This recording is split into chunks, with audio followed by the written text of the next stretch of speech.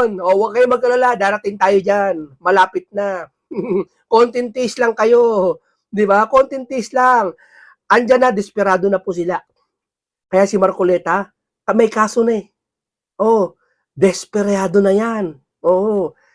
Ano, ayan sabi ko sa inyo, ang sa Bible, yung mga taong desperado, nandadamay na. Kung ano, nangaasar na sila. Alam naman nila ang katotohanan eh. Alam nila yan. Yung mga pinklawan, alam nila yan. Yung mga loyalista, nagbubulag-bulagan lang yan. Pero alam nila yan. Yes.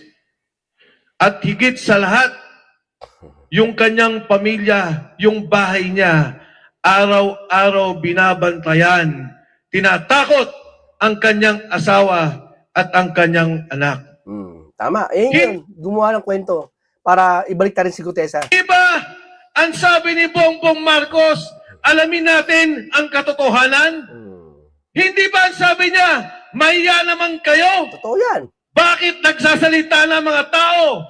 Ginigipit niya, kinukulong niya. Tayo, nagalit, ay pinakapatungan ng kung ano-anong kaso.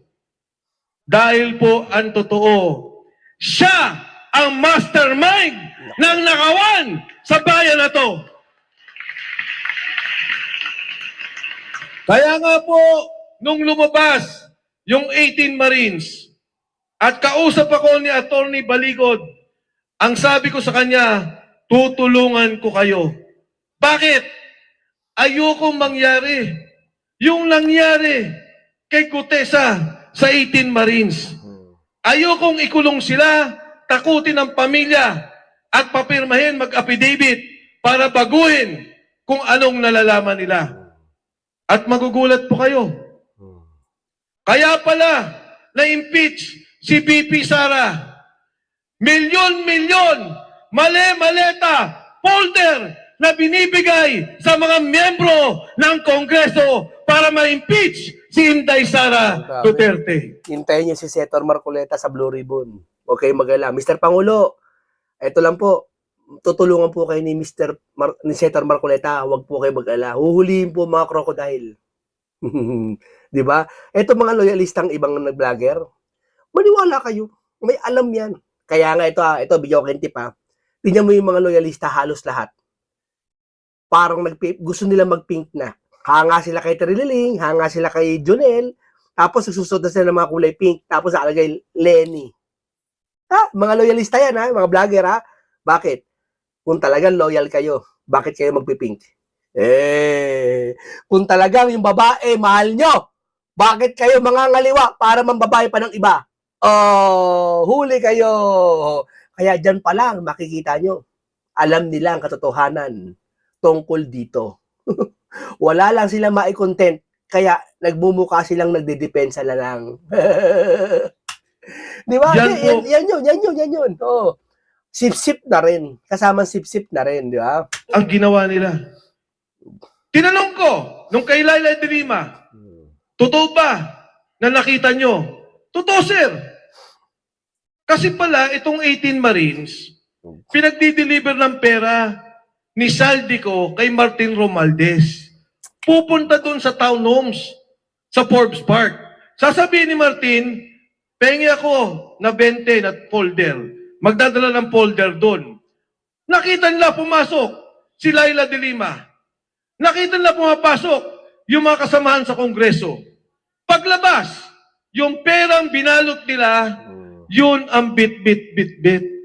Kaya sabi ko sa kanila, bakit hanggang ngayon, hindi nila imbestigahan ang mga sundalo? Ayaw nila.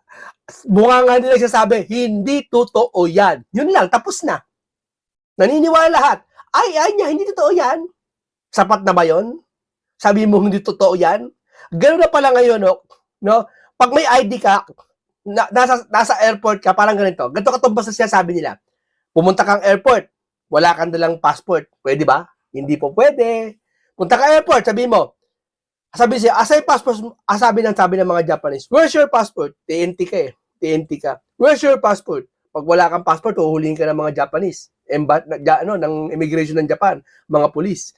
At sasabihin mo ba sa kanila, asan pa? Pag sabi, where's your passport? Meron, nandun ako sa bahay, naiwan ko lang. Papayag sila. Ganun ba? O sige, alika, pasok ka na.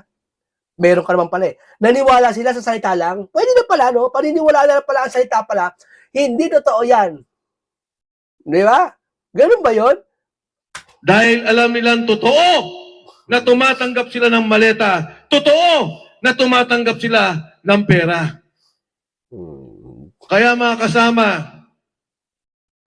itong away sa Senado, hindi to away ng impeachment. Hindi away ng impeachment yan. Hindi yan impeachment. Tandaan nyo. Hindi yan impeachment.